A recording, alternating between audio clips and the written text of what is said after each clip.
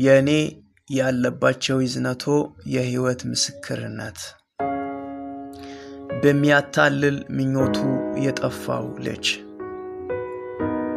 ጠፍቼ ነበር ያውም ላልመለስ ለመመለስ አቅሙም አሳቡም አልነበረኝም። እኔኮ ጠፍቼ ነበር በኃጢአቴ ውስጥ የዋኘሁ ሲመሽ ሲነጋ የህይወት ውደቴን እቀጥላለሁ። እበላለሁ ግን ጣዕም አይሰጠኝም። እጠጣለሁ ግን ሰው ነፍሱ በጥም ደርቆ የነፍሱ ጉሮሮ ተሰንጥቆ አጥንቱ ጠውልጎ በጉሮሮው ላይ ውሃ ቢጨምር ምን ትርጉም ይሰጠዋል?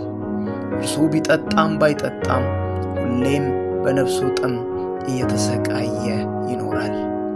እንዲሁ ነፍስ ያለው ሰው ሁሉ ስለሚጠጣ ይጠጣል እንጂ እርሱ ውሃ መጠጣት መቼ ያስበዋል? ሁሌም የውስጡን ጩኸት ያደምጣል። የነፍሱ ጥም መቼ እንደሚረካ ያሰላስላል። መቼ አርፋለሁ፣ መቼ ሰላም አገኛለሁ ይላል። በሕይወት አለሁ ብሎ ራሱን ማሳመን ስለሚፈልግ በሕይወት አለሁ ይላል እንጂ እርሱ ቀድሞ ሞቷል። ሰላም ነው ሲባል ሰላም ነው ይላል እንጂ ረፍት በሌለው ነውጥ ውስጥ እንደሚኖር እርሱ ያውቀዋል። ነፍሱን ሊያሳርፍ ሮጠ፣ ወጣ፣ ገባ፣ ወረደ። ግና ምን ዋጋ አለው? ሮጦ ሲያበቃ ከስቃዩ ሊያመልጥ አልቻለም። ጠየቀ ራሱን፣ ቆይ መቼ ነው እዚህ ጉድ ውስጥ የገባሁት? ሲያስበው ያኔ በራሱ ፈቃድ ነበር እዚህ ክፉ ነገር ውስጥ የገባው። አሰበው፣ ምን አለ ያኔ ዛሬውን ቀን ባስተዋልኩት አለ። ያኔ እዚያ አጉል ልምምድ ውስጥ እያወቀ እንደገባ ያውቃል። ክፉ የሥጋ ምኞት አስጎምጅቶት የዚህን ነገር መጨረሻ ትኩር ብሎ ሳይመለከት በማን አለብኝነት የሥጋው ምኞት ለማርካት ወደደ። በፍትወቱ መቃጠልን መለማመድ ቀጠለ። ገፋበት፣ ጠልቆም ተዘፈቀበት። ምኞቱ የሚረካ መስሎት አንዱን የሥጋውን እርካታ ጥግ ለመድረስ ሲናፍቅ መርካት ቀርቶ ደረስኩበት ያለው እርካታ ከዚህኛው የዓለም ጥግ ወደ ወዲያኛው የዓለም ጫፍ ርቆት እንደገና ያን ጫፍ ደርሶ ለመርካት ሲታገል አሁንም እርካታ የሚባል ነገር ከቶ ይርቀዋል። ሲያስበው የረካ ይመስለዋል፣ ግን ደግሞ ሁሉም ነገር ቅዠት ነው፣ ከንቱ፣ ባዶ።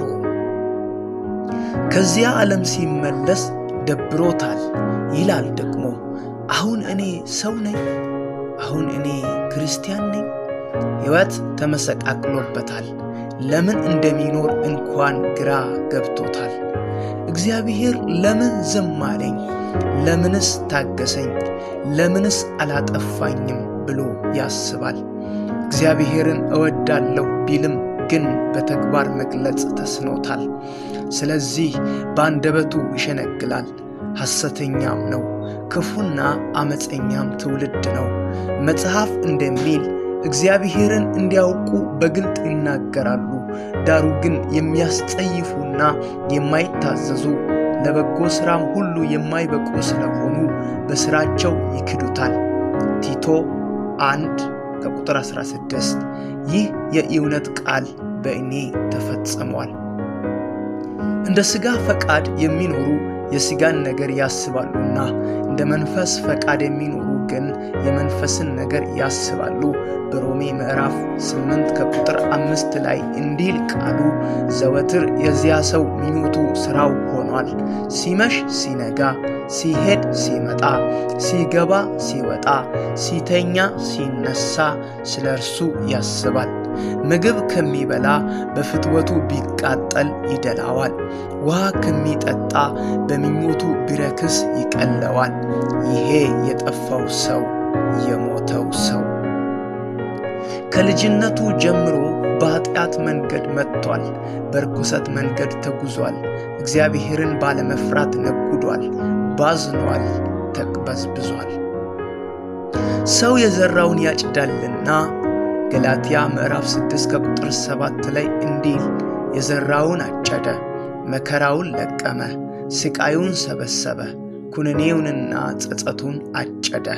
መጸጸቱ አይቀርምና በስተመጨረሻ ጸጸተው፣ ከፋው፣ መፈጠሩን ጠላው። ከንቱ ፍጡር እንደሆነ ርጉምም እንደሆነ ተረዳ። በዚህ መንገድ እያወቀ በስንፍና እንደገባ ያውቃል። ለኃጢአቱ ለርኩሰቱ ማመካኛ የለውም። ኃጢአተኛ እንደሆነ ያውቃል። አዎ ኃጢአተኛ ነው፣ ርኩስ ነው፣ ሕይወትም ያልተገባው ነው። ምክር ያጡ ሕዝብ ናቸው፣ ማስተዋልም የላቸው።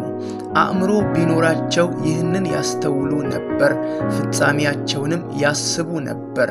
በዘዳግም ምዕራፍ 32 ከቁጥር 28 እስከ 29 ላይ የሚለው ቃል ደርሶብኛል።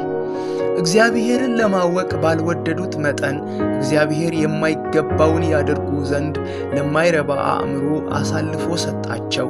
በሮሜ ምዕራፍ 1 ከቁጥር 28 ላይ የሚለውን ቃል ተፈጽሞብኛል። መመለስ እፈልጋለሁ፣ ግን ደግሞ መመለስ አልችልም።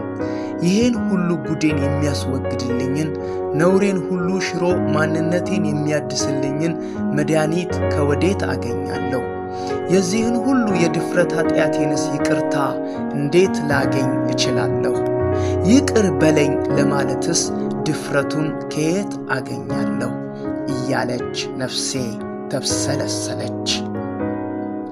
ዓመታት አለፉ። ወጣሁ ወረድኩ፣ ቃሉን አነበብኩ፣ ጸለይኩ፣ አገለገልኩ፣ ተገለገልኩ፣ በላሁ፣ ጠጣሁ፣ ተጫወትኩ፣ ተማርኩ፣ ሥራ ያዝኩ። የኔ ሕይወት ግን ያው ነው። ነፍሴ ብርቱ ጥያቄዎች ነበሯት። በውኑ እኔ ድኛለሁን? ምሕረት አግኝቻለሁን? ወደ ዘላለም ሕይወትስ እገባለሁን? ነፍሴ በጨለማ ውስጥ ነበረች፣ በዘላለም ሞት ፍርሃት ውስጥ። ተስፋ በሌለው ሕይወት እኖር ነበር።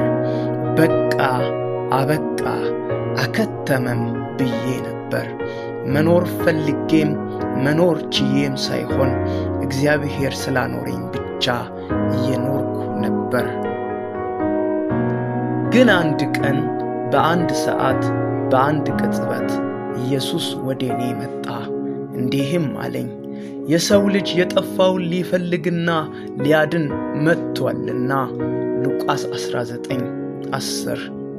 ኢየሱስም ሰምቶ ሕመምተኞች እንጂ ባለጤናዎች ባለመድኃኒት አያስፈልጋቸውም። ማቴዎስ 9:12። ይህ ልጄ ሞቶ ነበርና ደግሞም ሕያው ሆኗል፣ ጠፍቶም ነበር ተገኝቷልም፣ ደስም ይላቸው ጀመር። ሉቃስ 15:24። ወደ ቤትም በመጣ ጊዜ ወዳጆቹንና ጎረቤቶቹን በአንድነት ጠርቶ የጠፋውን በጌን አግኝቼዋለሁና ከኔ ጋር ደስ ይበላችሁ ይላቸዋል። ሉቃስ 15:6። እኔ ጠፍቼ ነበር፣ ከእግዚአብሔርም ሕይወት ወጥቼ ነበር። እርሱ ግን ፈልጎ አገኘኝ፣ ወደ እቅፉም አስገባኝ። ጠፍቼ ነበር፣ ተገኘሁ፣ ሞቼም ነበርኩ፣ የዘላለምን ሕይወት ሰጠኝ። በእግዚአብሔርም ቤት ለዘላለም እኖራለሁ። ነገር ግን እርሱ በብርሃን እንዳለ በብርሃን ብንመላለስ ለእያንዳንዳችን ኅብረት አለን። የልጁም የኢየሱስ ክርስቶስ ደም ከኃጢአት ሁሉ ያነጻናል። አንደኛ የዮሐንስ መልእክት ምዕራፍ 1 ከቁጥር 7። ስለዚህ አምላኬ ሆይ ለዘላለም